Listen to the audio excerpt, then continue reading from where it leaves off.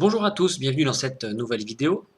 Alors comme vous le savez, sur cette chaîne YouTube, on s'intéresse beaucoup à l'eschatologie.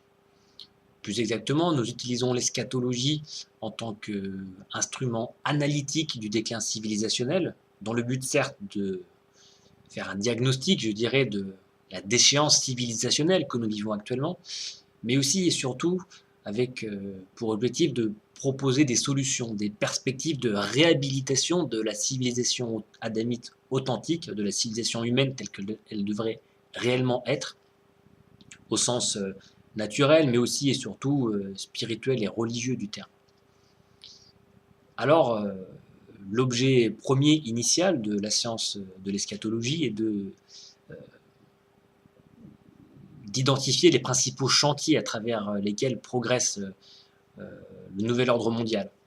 Et ces chantiers sont très bien identifiés dans le Coran et la Sunna, dans la révélation et la tradition prophétique, qui sont au nombre de 3. On va les énumérer, les citer très rapidement, mais on prendra le temps, si Dieu veut, Inch'Allah, de les développer une prochaine fois. Mais simplement, tous les autres marqueurs du déclin découlent de ces 3 chantiers principaux, il faut bien les identifier, et vous allez comprendre pourquoi. Le premier chantier principal par lequel plutôt progresse le nouvel ordre mondial est le chantier de la finance, de la monnaie, de l'usure, le règne de l'usure et bien sûr ce qui en découle, à savoir la dette. Et aujourd'hui, il n'est plus un secret pour personne que tous les États au monde sont soumis en fait à la domination bancaire et au règne de l'usure à cause de la soumission par la dette. Ça, c'est quelque chose de notoire. Le deuxième chantier notoire aussi, qui a fait l'histoire malheureuse du XXe siècle, mais aussi des siècles passés, et qui est actuellement en cours, c'est en fait, je dirais, la généralisation de la guerre, le conflit de tous contre tous, la fragmentation globale des nations et de la substance même des nations pour faire en fait un conflit généralisé de tous contre tous. Et effectivement, quand on relit l'histoire des siècles passés, et particulièrement l'histoire du XXe siècle, parce que plus le temps passe, plus les choses deviennent visibles, on sait bien qu'il y a un lien entre la domination bancaire, la domination de la finance, le règne de l'usure et les conflits armés, qu'il y a un lien entre des considérations en fait économiques et géostratégiques et les conflits armés. Grosso modo, on sait très bien que l'usure déclenche la guerre.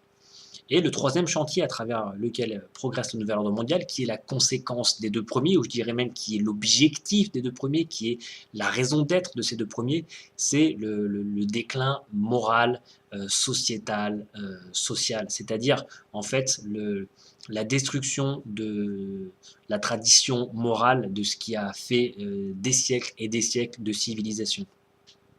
C'est pour dire les choses très simplement, la question sociétale. Alors pourquoi je vous parle de ça? Parce qu'aujourd'hui, on a un nouveau Premier ministre, un nouveau gouvernement en formation à l'heure à laquelle je tourne cette vidéo, et on voit bien qu'il y a ce petit bricolage là qui est en train d'être fait, euh, avec un espèce de gouvernement gauche-droite, société civile. En réalité, bon, on ne va pas revenir sur ce qui a été dit lors des précédentes vidéos, mais on voit un super parti progressiste qui rassemble un peu la gauche, la droite, les technocrates, et puis tous les réseaux issus de la société civile, les réseaux du business, de la finance, du patronat, etc., etc. Donc c'est en fait la 5e république des réseaux, mais complètement assumée, c'est-à-dire c'est un passage de génération, donc on passe à autre chose. On ne va pas revenir encore une fois hein, sur ce qui a déjà été dit dans les précédentes vidéos, mais on voit que le curseur a été déplacé avec une zone de fracture d'opposition avec les autres partis qui est un petit peu déplacée. Et donc on a ce super parti progressiste là qui existe. Et en face de lui, un espèce de front national, nationaliste identitaire, quelque chose là aussi d'assez identifié, hein, au sens zémourien du terme. Là, on ne peut pas faire plus clair. Hein. Donc on a Jacques Attali et Éric Zemmour. Bon, je renvoie les auditeurs de cette vidéo aux précédentes vidéos. Mais pourquoi je vous parle de ça? Parce que durant cette campagne qui vient de s'écouler et durant la campagne électorale à venir, on a eu des gens qui sont venus nous dire qu'ils représentaient une forme de résistance, une forme de souverainisme, une forme de révolution en quelque sorte en vue de rétablir la souveraineté de la France, le patriotisme, la nation, les valeurs de la nation. Alors je vais être très clair. Si vous voyez qu'un candidat ne vous parle d'aucun de ces trois chantiers que j'ai évoqués, alors soyez certain qu'il est soumis, qu'il n'est pas authentique, qu'il n'est pas sérieux, ou bien qu'il est corrompu, qu'il est de mèche avec le système. Ou bien si par exemple il vous parle d'un ou deux de ces principaux chantiers, mais pas des trois, alors soyez certain que là aussi que c'est du flanc. Ou même peut-être pire, soyez certain qu'il sait exactement ce que je viens de vous dire, qu'il connaît la vérité, mais qu'il n'a pas le courage d'aller au bout des choses, ou bien qu'il ne veut pas aller au bout des choses, ou bien que volontairement, il n'ira pas au bout des choses parce que son but, sa fonction d'être, c'est justement de ne pas aller au bout des choses, de canaliser une contestation, de canaliser la révolte populaire, mais en noyant le poisson.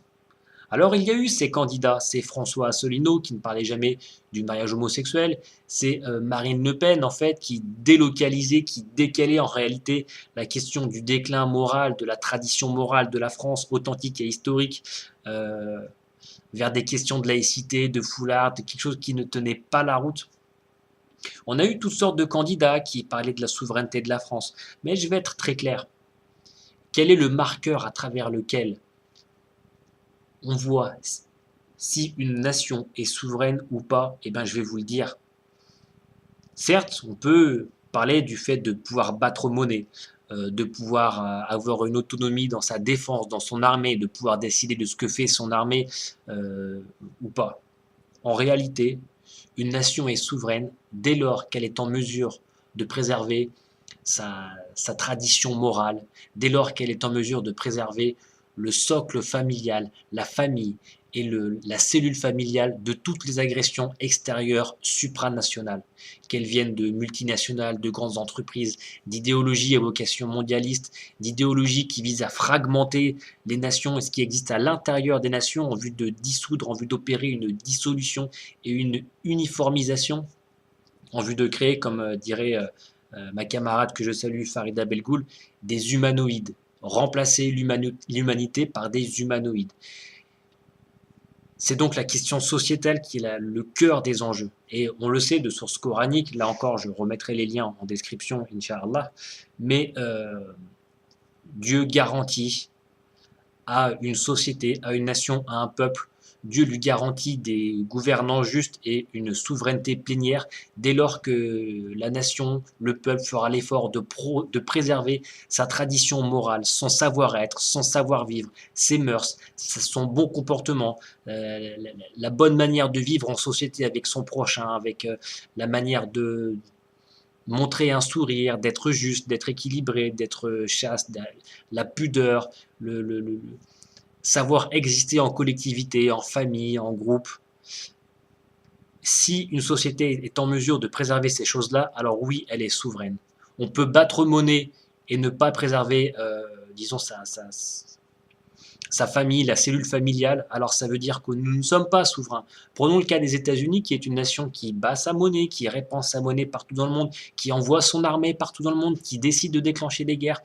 En réalité, les États-Unis ne sont pas une nation souveraine. Les États-Unis souffrent comme toutes les autres nations du monde. Les familles états-uniennes sont décimées par le LGBTisme, par le mondialisme, par l'idéologie libérale libertaire, par la drogue, par toutes sortes d'agressions venues de l'extérieur qu'elle exporte, mais aussi qui viennent de l'extérieur. C'est-à-dire que les États-Unis ne sont même pas souverains sur leur propre territoire, alors même qu'ils exportent, eux, des modèles de destruction, de déclin civilisationnel. Quelle est la meilleure preuve de ça? On voit bien que Donald Trump avait fait campagne sur un programme bien précis en matière de politique étrangère, de géopolitique, mais aussi de politique intérieure. Et on voit bien que dès lors qu'il intègre le système en lui-même, il est obligé d'appliquer finalement le programme d'Hillary Clinton, le programme des sionistes, le programme du nouvel ordre mondial, le programme en réalité des néoconservateurs, des destructeurs de la civilisation, qui ne rêvent que d'une chose: détruire toutes les nations, fragmenter toutes les nations, mettre un dissolvant, unifier tout et faire un super gouvernement mondial. C'est l'achèvement du nouvel ordre mondial, c'est ça leur projet. Alors, une fois qu'on a dit ça, moi j'aimerais vous poser quelques questions. La première question, c'est observer dans le monde quels sont les pays qui préservent la famille. Quels sont les pays qui préservent le socle familial, qui préservent la dignité humaine, c'est-à-dire qui préservent les âmes qui sont de passage dans ce bas monde et qui ont vocation à œuvrer en pleine lucidité, en pleine capacité de leurs moyens pour faire ce qu'elles ont à faire dans ce bas monde en vue d'obtenir le salut dans l'autre monde et aussi le salut pour les générations qui vont suivre. Quels sont les pays qui préservent encore cette, cet héritage, cette tradition? Ben, vous allez constater que, de manière assez cocasse, ce sont les pays qui économiquement souffrent le plus, les pays qui militairement souffrent le plus, les pays qui sont privés de leur autonomie monétaire. On ne va pas revenir sur la question du franc CFA, etc. Inch'Allah, on parlera de tout ça un peu plus tard. Mais ce que je veux vous dire, c'est que la question de la souveraineté n'est pas celle que l'on croit.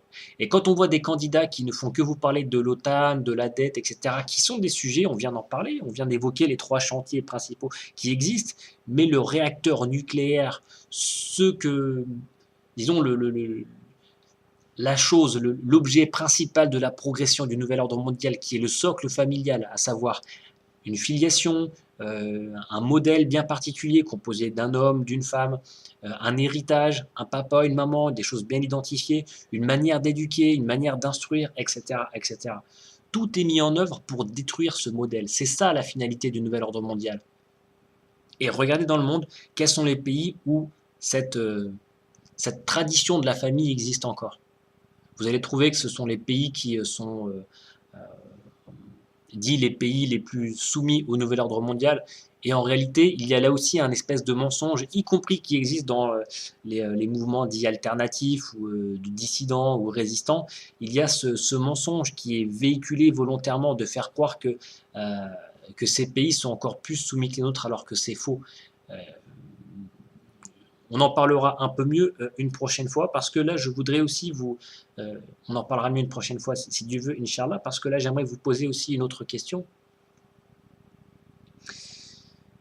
Vous avez tous, vous avez peut-être vu ou entendu parler du fameux débat en vue du 2e tour, qui s'est déroulé de manière très étrange. On voit que maintenant, une recomposition politique est en cours. Il y a certes un passage générationnel, mais il y a aussi surtout le passage d'une séquence à une autre. Le nouvel ordre mondial ouvre une nouvelle page, des choses s'accélèrent.